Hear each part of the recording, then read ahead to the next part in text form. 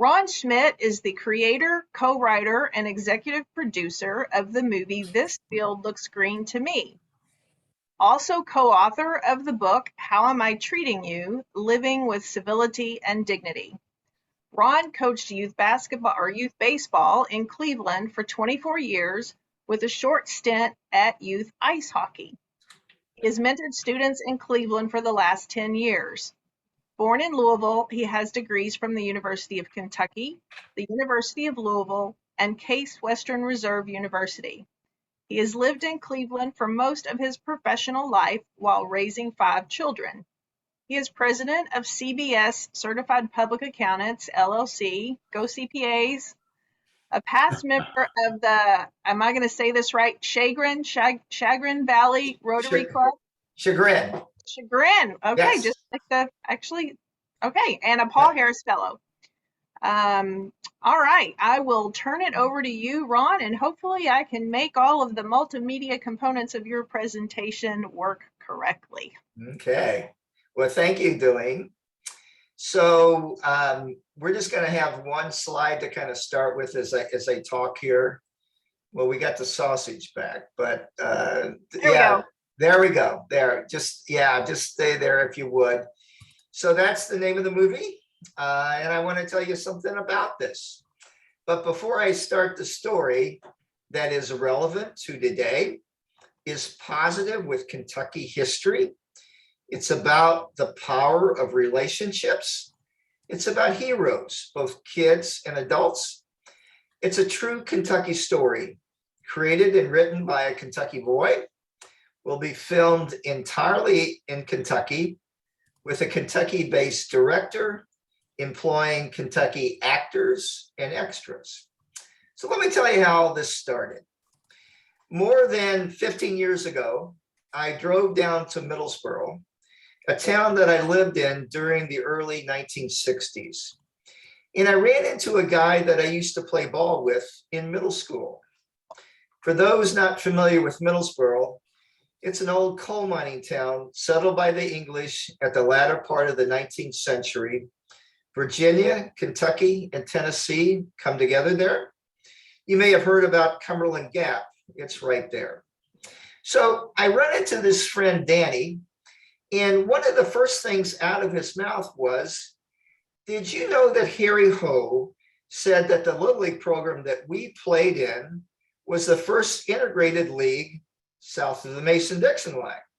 Well, it was news to me. He said, you should go over to Harry's house. He'll tell you the story. And I'm thinking, why me? Well, I did. And Harry told me about the time that he wrote Little League Baseball in Williamsport, Pennsylvania. And they said, and this is in Harry's voice that I've heard so many times, they said, Mr. Ho, you're not only the first integrated league in Kentucky, but the first in the South. So there's a story behind that, but I'll leave that for another time. But the interesting thing was how excited he was 60 years later, telling me the story and how proud he was. In a nutshell, Harry was highly decorated during World War II. He was at D-Day +2, at the Battle of the Bulge, the Battle of the Hurwitz Forest. He was in Paris when it was liberated, and he was a former Republican state representative.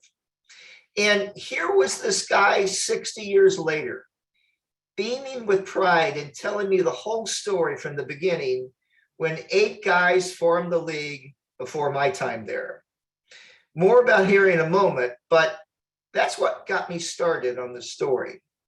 But first, I think it's important to reflect on Harry all these years later. This is what I know. Kentucky history lesson number 1. These men who formed the league in 1953 said no to segregation, said no to Jim Crow.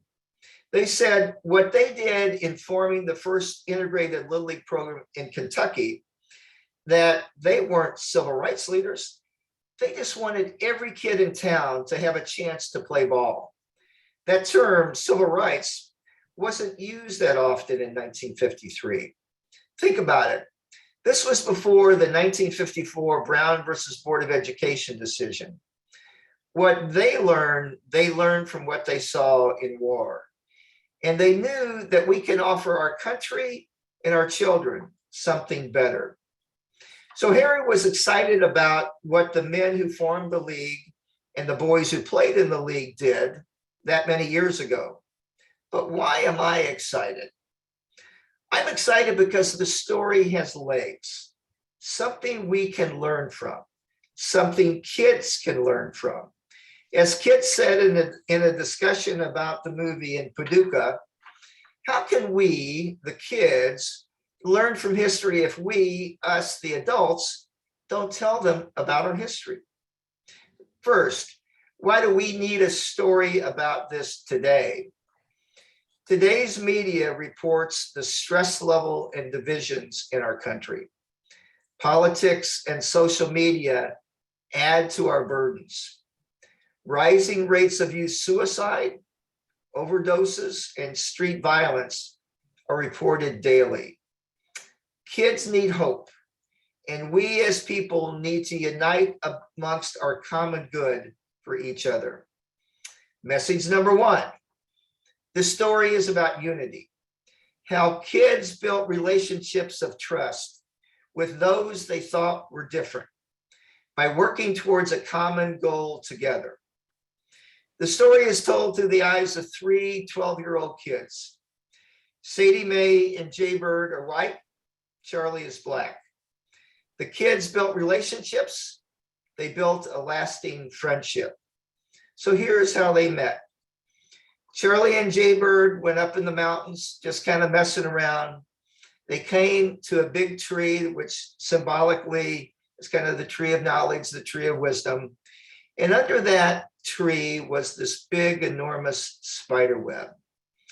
These guys didn't know each other. They just came there and they started kind of being very interested in the spider web. So they kind of touched the edge of the spider web and they saw how it reverberated throughout the web until the spider came out himself.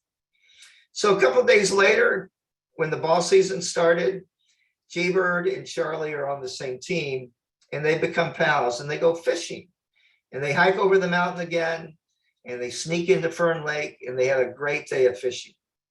And on the way back, they heard this dog barking and they wondered what was going on. So they go to where the dog is and they look over a cliff and they see Sadie Mae hanging by a tree root. So they go into a rescue mode and they form kind of a human chain. And Jaybird holds Charlie's ankles and Charlie reaches down and grabs Sadie Mae by the hand and pulls her up. And from that day forward, their bonds were made. Now, before I get too much into the story, let me stop and raise a few questions. So why a featured length movie? Why not a documentary? These are good questions. My first answer is this. I want a piece that kids can relate to. A movie, even from the past, is relevant to kids. Quoting from an 11-year-old student from Paducah Middle School last month, he said, as was written by Hannah Saad in the Paducah Sun, overall, the students believe that seeing a movie from the perspective of Black and white children would help them learn what it was like being a kid 70 years ago. While the students mentioned learning about American civil rights figures like Rosa Parks and the Reverend Dr. Martin Luther King Jr., they felt a classroom setting could not show what it was like to live through segregation like a film could. So that's a kid's answer to why a movie. As it relates to adults, well, I asked this question to a documentary filmmaker, kind of a noteworthy guy. He read the script and he wrote me.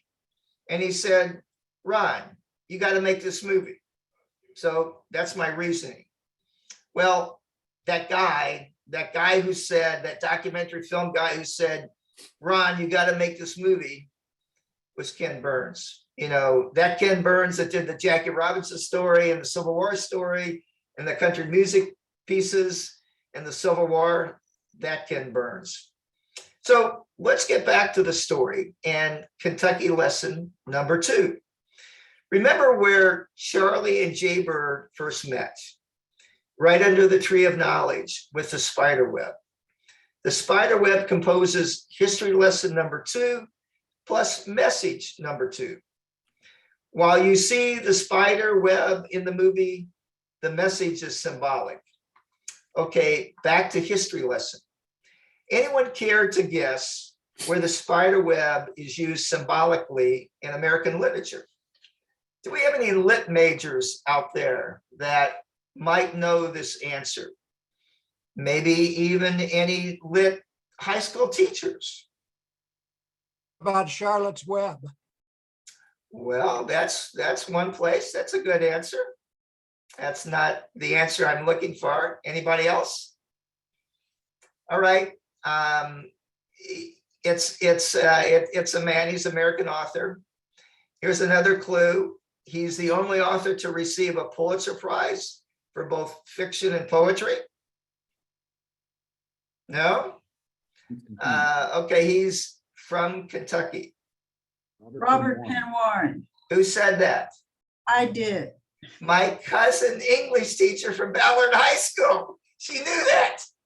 Did I give you a hint? Did I give you any clue of that ahead of time? Of course not. Of course not. Good. Yes, Robert Penn Warren of Guthrie, Kentucky, for All the King's Men, which is Kentucky history lesson number 2, which leads us to message number 2. In Robert Penn Warren, All the King's Men, he discusses the Spiderweb Theory, where the protagonist, Jack Burton, has the epiphany that what we say may affect others in society. In the spider web, when you touch the end, it ripples and affects not only the spider, but others in society. This is a strong message that not only kids need to hear, but adults as well. The message is we must be self-aware. Now back to the assertion that this story is relevant to today. Quoting from the piece in the Paducah Sun, and this is an 11-year-old student. The film's historical aspect could connect different groups of people together and help people of all ages see how things were in the past. History connects to all kinds of people.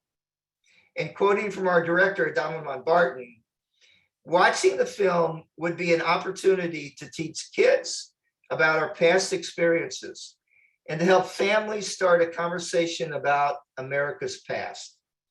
I know this is a conversation about history, about race, and about friendships.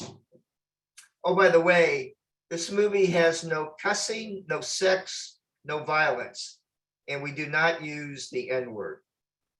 So let's visit Middlesboro and Paducah for a moment. 2 different cultures, 2 towns on opposite ends of the southern border. One a river town, the other a mountain town.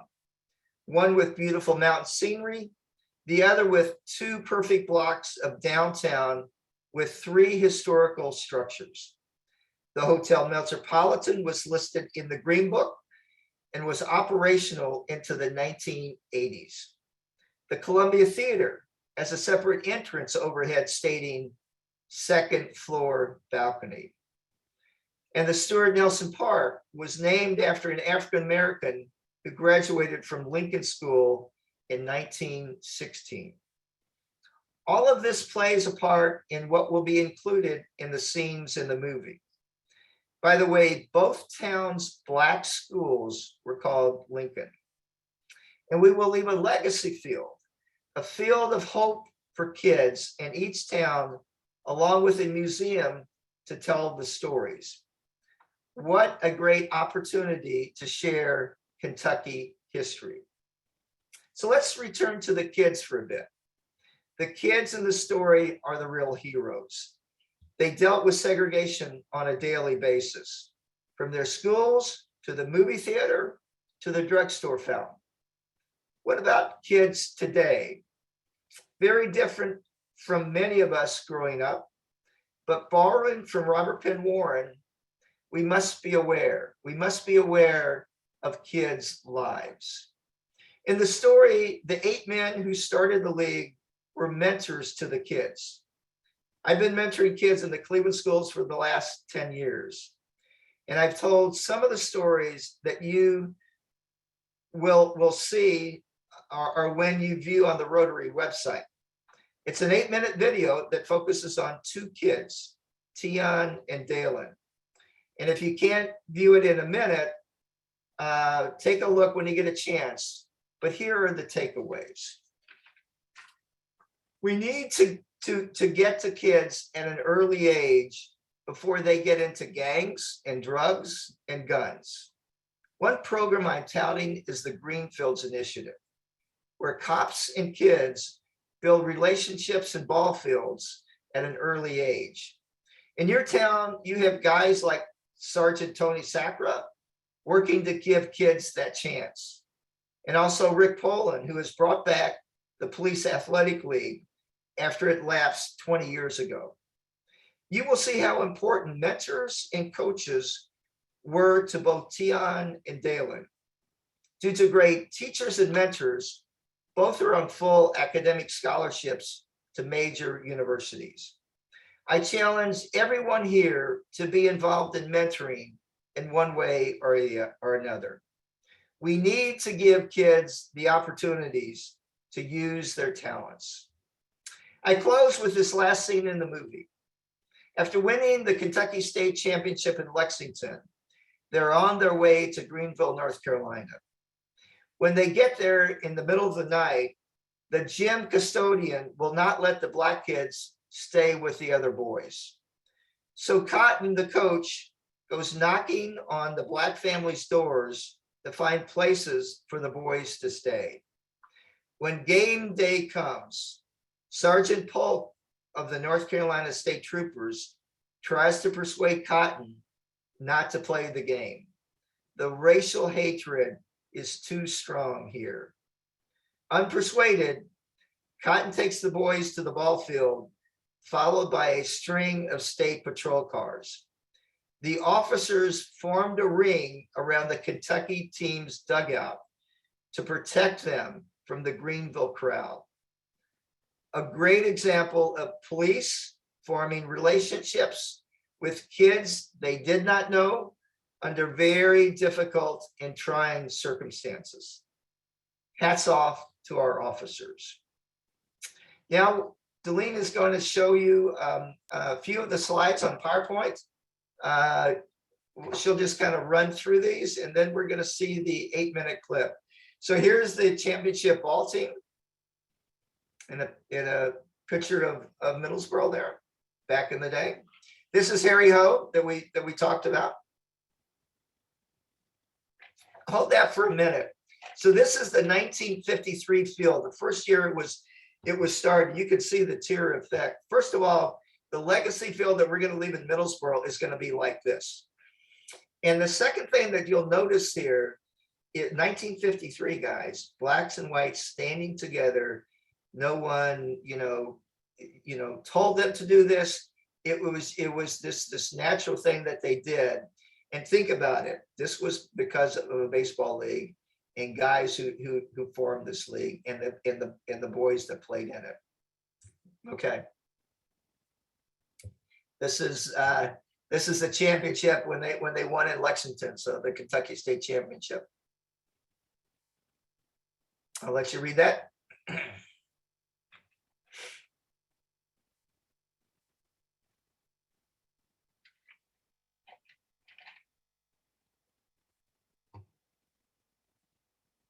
That's good. This is our director, Dubamon Barton. She's head of the theater department at Berea College. She is really dynamic. She's just wonderful. We know that she works with kids all the time. So I just know this is a perfect fit for us. And I think that's a really, really interesting and true statement there. Ron, can you go ahead and read it for the people that might just be on audio? Oh, okay. The best argument in the world won't change a single mind. The only thing that can do that is a good story. And this is from the novelist Richard Powers. And then that's my contact information too. Okay, that's good. So, Delene, if you could show the 8-minute clip, that would be great. Thank you. Stories about relationships in baseball, told through the eyes of 3 12-year-old kids, Sadie Mae, Charlie, and Jaybird, 2 white kids and 1 black.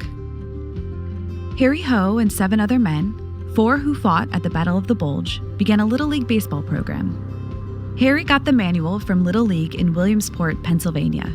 It said all boys could play. This league became the first integrated Little League program in Kentucky and the second in the South. This league transformed a Jim Crow segregated town. The second year out, the team won the Kentucky State Little League Championship. This didn't come easy. The mayor of Lexington didn't want the team to play there. The mayor said to Harry, "This is a white field." Harry looks at the mayor and looks down at the field and looks back at the mayor and says, "You know, Mr. Mayor, this field looks green to me." The team traveled to Greenville, North Carolina, and the black families took in the black kids who weren't allowed to stay with their white teammates. The game was mired in racial epithets, too awful to explain. We will shoot one half of the movie in Paducah, including the Columbia Theater and Metropolitan Hotel, with scenes on Broadway and other venues and structures. There will be local casting calls for actors and many needs for crowds and extras. We will build and leave a legacy field, a field of hope for kids in Dr. Stuart Nelson Park, for families to visit the field where the film was shot. The importance of symbolism in the message is from Robert Penn Warren of Guthrie, Kentucky, the only winner of the Pulitzer Prize for both fiction and poetry in his novel, All the King's Men. His spiderweb depiction illustrates that our words and action affect those around us. His message? Be self-aware. You see under the tree of knowledge, the spiderweb, where Charlie and Jaybird meet at the beginning of the movie. By touching the web, the spider comes out with his coiled legs, and the reverberations are felt throughout the web, throughout society. The message of the movie is unity and hope for kids. In order to accomplish this, we need to be aware that our words and actions might hurt those around us. The 8 men who started the league were mentors to the kids who played baseball. They wanted to give kids a chance to play baseball, regardless of the Jim Crow laws of the day. Times have changed. Kids' lives are different from the 1950s. Kids today need mentors for different reasons. Back to Robert Penn Warren. We need to be aware of the situations kids face today, whether it's in urban areas or rural areas. Let's take a listen.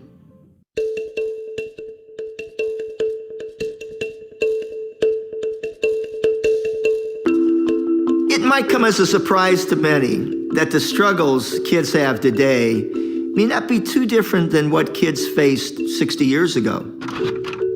In our movie, This Field Looks Green to Me, we explore what life was like in the 1950s to bring us a perspective on our world today. Set in a small Appalachian coal mining town, we take a look at how the Jim Crow laws of the South affected not only adults, but children on both sides of the color line. Today's kids have different challenges, gangs and guns and opiates. And though they are living in 2 different times, the question remains the same. How do you manage to grow up without getting caught in the web of prejudice and violence? The Greenfields Initiative is an outcome of our film, and it's designed to bring kids and local law enforcement together by building ball fields and relationships in the urban and rural areas to prevent gang and drug involvement. I want to introduce to you a young man that has inspired this idea, Dalen Jerrigan.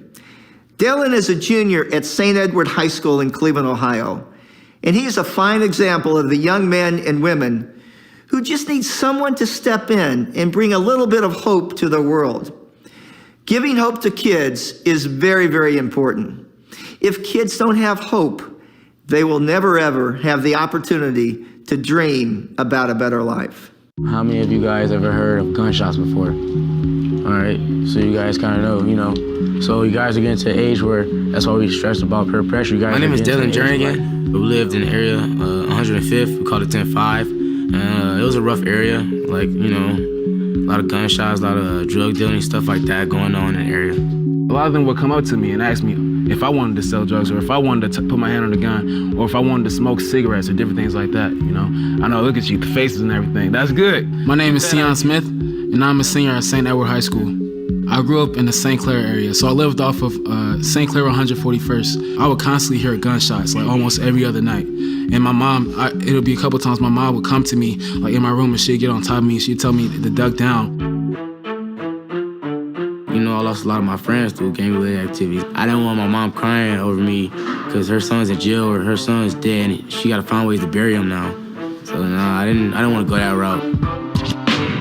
We wanted to get money at a young age, so we knew that, drugs and weed and stuff like that will get you that money. Like, you just see the older guys doing it, the older guys getting money, so, some of the older guys put the young guys on and it was on from there.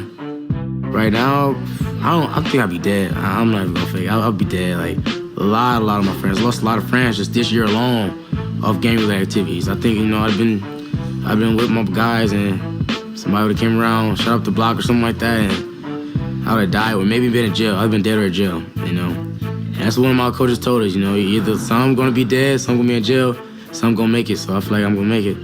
One, growing up, never having a father figure, it was hard for me to be a man if I didn't know how to be a man and someone to teach me how to be a man at that. Like, just like Citizens Academy, I didn't know how to tie a tie. They told me how to tie a tie. I had no father to teach me that. At AS, I don't know how to shave, I had a female teacher teach me how to shave. Like, I didn't know none of that stuff. So, like I said, these mentors of mine, like, they are who I am, like, every last one of them.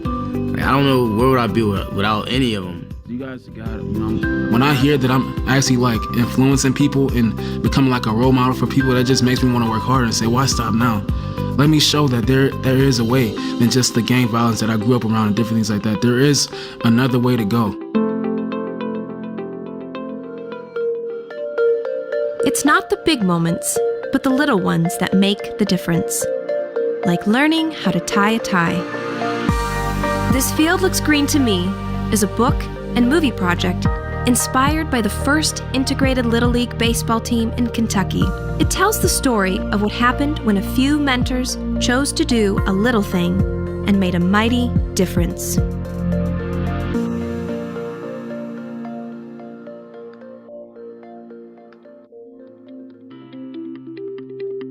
Your club can get involved in actively mentoring kids through school programs and other civic programs. We will talk about how you can get involved. Give kids the opportunity to use their talent.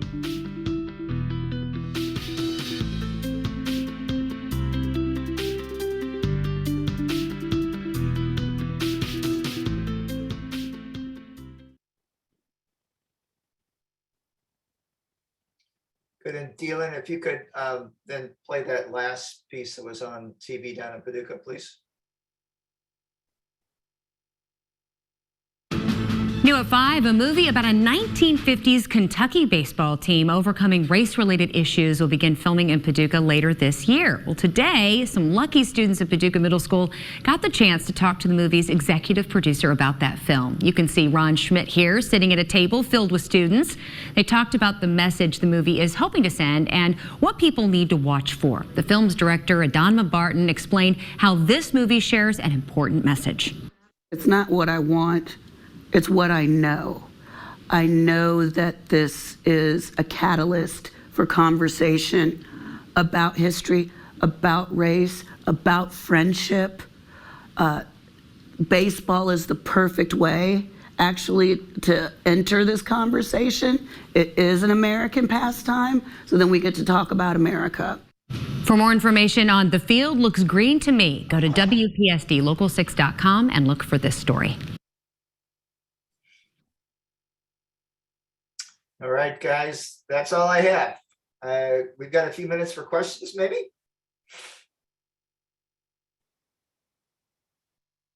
Come over and look.